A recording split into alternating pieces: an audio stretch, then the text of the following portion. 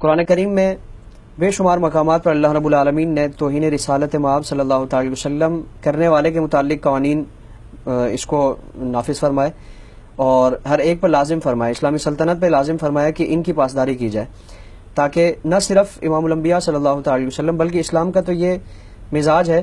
کہ وہ کسی کی کردار کشی کی ہرگز اجازت نہیں دیتا، چاہے جائے کہ مقدس ہستیاں، اور اسلام میں ہر مسلمان کے عقیدے میں یہ چیز شامل فرما دی گئی کہ حضرت آدم سے لے کر امام الانبیاء صلی اللہ تعالی وسلم تک جتنے بھی پیغمبران اسلام تشریف لائے، انبیاء اکرام علیہ السلام تشریف لائے، تو ہر ایک پر ایمان لانا بغیر کسی تنقید کے، بغیر کسی اعتراض کے یہ لازم ہے۔ یعنی کوئی مسلمان اگر کسی بھی نبی کے بارے میں ان کی شان میں توہین و تنقید کرتا ہے تو وہ مسلمان نہیں ہے، چاہے وہ حضرت عیسیٰ ہو، حضرت موسیٰ ہو یا کوئی بھی نبی ہو۔ اور قرآن کریم میں اللہ رب العالمین نے جو انبیاء اکرام علیہ السلام کے آداب، ان کے تقاضے اور امت پر ان کی طرف سے جو ذمہ داریاں لازم فرمائی، اس کو امام الانبیاء صلی اللہ تعالی وسلم کو آپ کی بعثت کا مقصد بیان فرماتے ہوئے ارشاد فرمایا کہ لِتُؤْمِنُوا بِاللَّهِ وَرَسُولِهِ، کسی بھی نبی کو بھیجنے کا سب سے بڑا مقصد کیا ہے؟ ان کی امت پر لازم ہے کہ وہ اللہ پر اور اس نبی پر ایمان لائے، لِتُؤْمِنُوا بِاللَّهِ وَرَسُولِهِ۔ اب یہاں امام الانبیاء صلی اللہ تعالی وسلم کو بھیجا جا رہا ہے تو آپ کے مقاصد بیان فرمائے اور امت پر آپ کی طرف سے جو ذمہ داریاں اس کو بیان فرمایا۔ دوسرا مقصد بیان فرمائے کہ وَتُعَزِّرُوهُ وَتُوَقِّرُوهُ، کہ آپ کے مقام و مرتبے کا تحفظ کرنا ہے، آپ کا ادب و احترام کرنا ہے، آپ کی تعظیم و توقیر کرنی ہے۔ تو کسی بھی امت پر جو اللہ رب العالمین نے نبی مبعوث فرمایا تو اس کے حوالے سے اللہ رب العالمین نے ذمہ داری لازم فرمائی، اور اگر اپنی ذمہ داری کو پورا نہ کیا جائے گا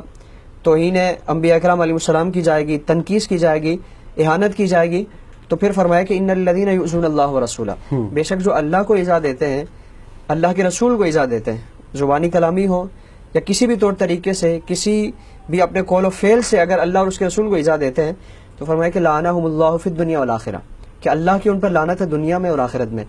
وأعد لهم عذابا مہینا، اور ان کے لیے ذلت والا عذاب اللہ رب العالمین نے تیار کر رکھا ہے۔ اب یہاں لعنت اور عذاب تو کیا صرف یہیں تک یعنی اس کی سزا ہے دنیا میں صرف اس کو ڈرا دیا جائے کہ تیرے لیے اللہ کی لعنت ہے، اللہ کا عذاب ہے، اور پھر چھوڑ دیا جائے؟ کیا کسی کی ارباب اختیار و اقتدار کی ذمہ داری نہیں ہے کہ اس سلسلے کو روکا جائے؟ تو اللہ رب العالمین نے مختلف اس طرح کے افراد کا تذکرہ فرما کر اب ان کا حکم بیان فرمایا کہ ملعونین، کہ جن پر بھی اللہ رب العالمین کی لعنت ہے، جن پر لعنت کی گئی ہے، تو اینما ثقفوا، ارباب اختیار و اقتدار جو افراد ہیں اور جو طاقت رکھنے والے افراد ہیں، جو اس طرح کے ادارے ہیں، تو فرمایا کہ اینما ثقفوا، جہاں کہیں بھی وہ ملیں، جہاں کہیں سے بھی ان کو لیا جائے، اخذوا، ان کو پکڑا جائے، وقتلوا تقتیلا، اور ان کو قتل کیا جائے۔ یعنی جو بھی اللہ اور اس کے رسول صلی اللہ تعالی وسلم کو ایذا دینے، اور اس کی حدیث، اس قرآن کریم کی آیت، اس کے عملی مصداق ہم دیکھتے ہیں کہ فتح مکہ جب ہوا تو رحمت عالم صلی اللہ تعالی وسلم نے باوجود اس کے کہ وہی کافر آج سر جھکائے کھڑے ہیں آپ کے سامنے، مفتو بن کے کھڑے ہیں، کہ جو آپ اگر سجدے کی حالت میں ہوتے تو اونٹ کی گندی اوجڑی آپ کی پشت مبارک پر ڈال دی جاتی، آپ علیہ الصلوۃ والسلام کسی راستے سے گزر رہے ہیں تو اس راستے میں کوڑے کا ڈھیر لگا دیا جاتا، آپ پر پتھر برسائے جاتے، آپ کو مار مار کر لہولہان کیا جاتا۔ وہی کفار آج آپ کے سامنے مفتو کھڑے، آپ ان حضور رحمت عالم صلی اللہ تعالی وسلم کے رحم و کرم پر ہیں کہ جو فیصلہ فرما دے۔ آج اگر آپ بدلہ لینا چاہیں تو کوئی آپ سے مواخذہ نہیں ہے، کوئی روک نہیں سکتا، لیکن رحمت عالم صلی اللہ تعالی وسلم جنہوں نے رحمت کے ذریعے، نرمی کے ذریعے، محبت کے ذریعے لوگوں کے دلوں میں اپنی جگہ بنائی، تو فرمایا کہ آج کے دن میں تم سے تمہاری جو بدترین تمہاری طرف سے سلوک تھا اس پر میں تم سے کوئی مواخذہ نہیں کرتا، تم سے کوئی اس پہ میں بدلہ نہیں لیتا، باز پرس نہیں کرتا، تم میں سے کوئی بھی شخص حرم کی حدود میں آ جائے میری طرف سے اس کے لیے امن ہے۔ پھر فرمایا کہ جو ابو سفیان کے گھر چلا جائے اس کے لیے امن ہے، جو فلاں فلاں گھر میں چلا جائے اس کے لیے امن ہے۔ پھر فرمایا کہ اگر کسی کو ان گھروں میں پناہ نہیں ملتی تو وہ اپنے گھر میں چلا جائے، اپنے گھر کا دروازہ بند کر دے، میری طرف سے اس کے لیے امان ہے، میری طرف سے اس پر کوئی مواخذہ نہیں ہے، کوئی بدلہ نہیں لیا جائے گا۔ صحابہ اکرام نے عرض کیا رسول اللہ ابن خطل ہے، بخاری شریف کی حدیث ہے، فرمایا کہ عرض کیا رسول اللہ ابن خطل جو آپ کی شان میں گستاخیاں کیا کرتا تھا اور گستاخانہ اشعار لکھا کرتا تھا، اس کی لونڈیاں انہی اشعار کو گایا کرتی تھی، یہ اس کا معمول تھا کہ رحمت عالم صلی اللہ علیہ وسلم کی شان میں گستاخانہ اشعار لکھتا اور اپنی لونڈیوں سے، اپنی باندیوں سے اس کو گوایا کرتا۔ عرض کیا رسول اللہ وہ کعبے کے غلاف میں پردوں میں چھپا ہوا ہے، اس میں لپٹا ہوا ہے، تو رحمت عالم صلی اللہ تعالی وسلم نے فرمایا کہ وہیں جا کر اس کو قتل کیا جائے، اس کو واصل جہنم کر دیا جائے۔ یعنی آپ خود دیکھیں کہ حرم میں خانہ کعبہ ہے، خانہ کعبہ، اس میں اگر کوئی قاتل بھی چلا جائے اس کی حدود میں صحیح، تو وہاں اس سے قصاص نہیں لیا جائے گا، وہاں اس سے بدلہ نہیں لیا جائے گا، اس کو مجبور کیا جائے گا کہ وہ باہر آئے، وہاں اس حدود کو چھوڑ دے، تب اس پر کوئی حد جاری کی جائے گی. لیکن توہین رسالت مآب صلی اللہ تعالی وسلم اتنا کبھی عمل ہے، اتنا بدترین جرم ہے کہ اس کی سزا کی اس کی کوئی معافی نہیں ہے. اور خانہ کعبہ کی اگر پردوں میں غلاف میں بھی چھپا ہوا ہے،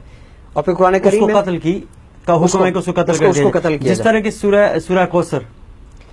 تمہارا دشمن ہی بے اولاد رہے بے گا، اولاد. یعنی اور یہاں ایک بڑا یعنی اللہ تعالیٰ اس کو لطیف لعنت نکتہ، بھی کر رہا ہے، ملامت بھی کر رہا ہے، بد دعا بھی دے رہا بے ہے. شک. یعنی اللہ تعالیٰ نے قرآن کریم کا اگر مطالعہ کریں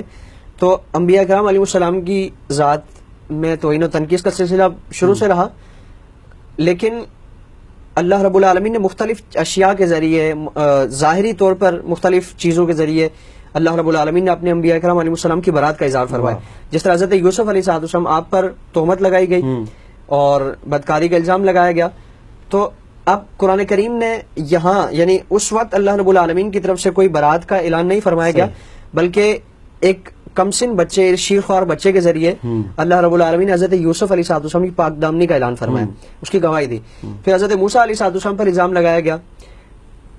قارون نے ایک خاتون کو جو راضی کر کے حضرت موسیٰ علیہ السلام پر بدکاری کا الزام لگایا، تو اللہ رب العالمین نے اسی خاتون پر حضرت موسیٰ کی دہشت طاری کر دی، اس خاتون نے خود اعتراف جرم کر لیا. سبحان اللہ. یعنی کسی بھی نبی کی شان میں توہین و تنقید حضرت عیسیٰ علیہ السلام کا ہے، ان کی والدہ سے گستاخی کرنے لگے تو اللہ تعالیٰ نے انہی کی زبان سے کہلوا دیا. لیکن قربان جائیں رسالت مآب صلی اللہ تعالی وسلم پر کہ جب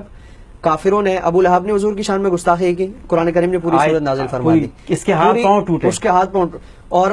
پھر اسی طرح کفار مکہ نے رحمت عالم صلی اللہ تعالی وسلم سے آپ کے متعلق کہا کہ اب یہ نسل ان کی نہ چلے گی، معاذ اللہ آپ ابتر ہیں، آپ نسل کٹے ہیں.